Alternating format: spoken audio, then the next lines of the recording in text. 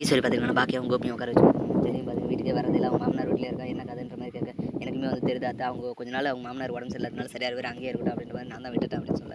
உனக்கு எதனா கொஞ்சமான அறிவு இருக்கா? அவன் அப்ப அங்கேயே இருக்கான். அவங்க மாமனாருக்கு வந்து பசங்க வேற இல்ல. அப்படியே வந்துட்டு சென்னையில அங்கேயே புடிச்சுட்டா என்ன பண்ணுவ? அவன் அங்கேயே செட்டில் ஆயிருவான். அப்புறம் உனக்கு பையன் எல்லாம் போயிருவான் அப்படின்னு சொல்ல. இருந்துட்டு போறானே ஒரு குறிப்பிட்ட வயசுக்கு மேல வந்து பசங்கள அவங்க விருப்பப்படி முடிவெடுக்க விட்டுறணும். நாம என்ன பண்ண முடியும்?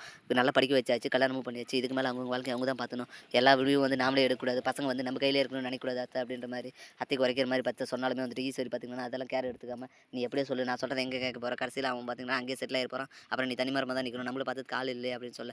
அத்த அவங்க முடிவு எடுக்கிறதுல நாம தடையிடக்கூடாது. பசங்கள வந்துட்டு ஒரு குறிப்பிட்ட வயசுக்கு மேல நான் புடிச்சு வைக்கணும்னு நெனச்சா, அதுக்கப்புறம் வெறும் பிரச்சனை தான். அதனால அவங்களே சுயமா என்ன முடிவு எடுக்குறாங்களோ, அதுக்கு நம்ம சம்மதிச்சு வழியில விட்டுறணும் அப்படின்ற மாரி சொல்லிடுறாங்க. அவ சொன்னது பார்த்தீங்கன்னா, கரெக்ட்டு தான் அம்மா அப்படின்ற மாரி கோபியுமே சப்போர்ட் பண்ணு. நீ அவளுக்கே சப்போர்ட் பண்ற. வர வர நீ பாக்கியா பக்கம் சாஞ்சுட்ட அப்படின்ற மாரி சொல்ல. அம்மா அப்படியெல்லாம் ஒண்ணும் இல்ல. எதார்த்தத்த பேசுறா. பாக்கியா பார்த்தீங்கன்னா, பிராக்டிகலா பேசுறா. நீ தான் கொஞ்சம் புரிஞ்சுக்காம பேசிட்டு இருக்க. பசங்கள வந்து குறிப்பிட்ட வயசுக்கு மேல நம்ம எந்த விஷயத்திலயும் வந்து தலையிடக்கூடாது. அவங்க அவங்க போக்குலயே விட்டுறணும் அப்படின்ற மாரி சொல்றாங்க. சரின்னு சொல்லிட்டு பார்த்தீங்கன்னா, ஈஸ்வரியுமே அமைதியாயிடுறாங்க. மறுநாள் காலைல பார்த்தீங்கன்னா, இனி வந்துட்டு தன் லவ்வர பார்க்க பார்த்தீங்கன்னா, செல்வி வீட்டுக்கு போறாங்க. செல்வி வீட்டுக்கு போயிட்டு பார்த்தீங்கன்னா, அவங்க பையனுக்கு கிஃப்ட்லாம் வாங்கிட்டு போய் குடுத்து, இத வச்சு படிக்கிறதுக்கு உனக்கு ஹெல்ப்ஃபுல்லா இருக்கும் அப்படின்ற மாரி பேசிட்டு இருக்க டைம்ல தான் செல்வி பார்த்தீங்கன்னா, திடீர்னு வந்துடுறாங்க. செல்விய பார்த்தோனே அவங்க ரொம்பவே பதட்டமாயிடுறாங்க. ஐயோ! அம்மா வந்துருச்சு மாட்டணும் அவ்வளோதான்னு சொல்லிட்டு பார்த்தீங்கன்னா, இனியா வேணா ஒளிய சொல்லிட்டு அம்மா வந்தோனே பார்த்தீங்கன்னா, ஃபோன விட்டா அதுக்கோசரம் தான் வந்தேன் அப்படின்ற மாரி சொல்றாங்க. சரிம்மா அங்கேயே பாரும்மா எடுத்துன்னு போம்மா அப்படின்ட்டு பார்த்தீங்கன்னா, சொல்லிடுவோனே செல்வியுமே ஃபோன் எடுத்துட்டு ரெஸ்டாரண்ட் கிளம்பி போயிடுறாங்க. இனியா பார்த்தீங்கன்னா, அப்பாடா தப்பிச்சோம்டாப்பா. என்னைக்கு இருந்தாலும் ஒரு நாளைக்கு தெரிய தான் போகுது. இன்னைக்கு எனக்கு பயமா இருக்கு அப்படின்ற மாரி சொல்ல அதெல்லாம் பார்த்துக்கலாம். நான் அம்மாகிட்ட பேசிறேன். அம்மா என்ன என்ன சொன்னாலும் வந்து கேட்பாங்க அப்படின்ற மாரி சொல்றாங்க.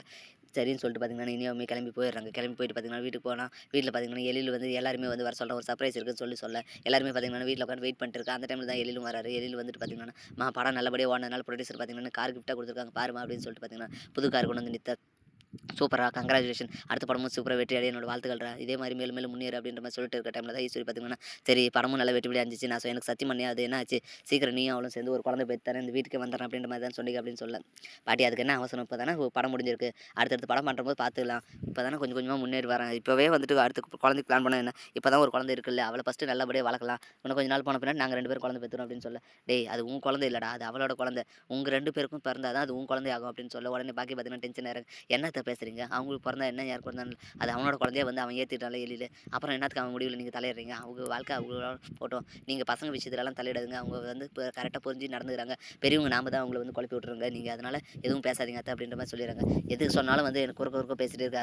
நீ வர வர சரியில்ல பாக்கியா. எனக்கு எதிர்த்து எதிர்த்து பேசிட்டு இருக்க அப்படின்ற மாரி ஈஸ்வரி பார்த்தீங்கன்னா டென்ஷன் ஆயிடுறாங்க. இப்படிதான் வரப்போற எபிசோட் வந்து போகுது. அடுத்து என்னென்னலாம் இன்ட்ரஸ்டிங்கா நடக்க போகுது அடுத்த வீடியோ சொல்றேன். மேலும் இது போன்ற வீடியோக்கள தொடர்ந்து பார்க்க மறக்காம நம்ம சேனல சப்ஸ்கிரைப் பண்ணுங்க. கூட பெல் பட்டன் அழுத்துங்க. அப்பதான் நான் போடுற ஒவ்வொரு வீடியோ உங்களுக்கு நோட்டிஃபிகேஷன் வரும். Thank you.